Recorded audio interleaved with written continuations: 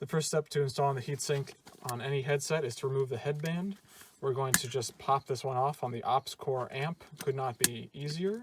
So on the amp headset and similar headsets, what we can do is we can simply grab the heatsink, slip it over the top. What I'm going to do is push the fabric down as much as I can so that this portion is following that front face.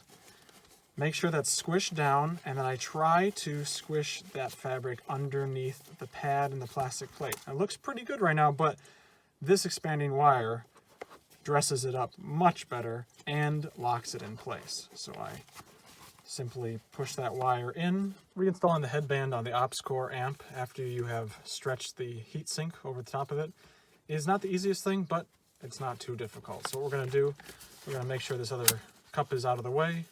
We're going to orient this cup properly. We're going to take the heatsink hole on either side and make sure that the headset hole is lined up. We're going to take the headband. What we're going to do is pierce through that one side, make sure it's stuck in place.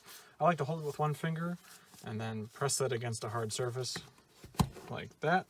Now we're going to look on this side, make sure that the hole in the heatsink and the hole in the headset are aligned together.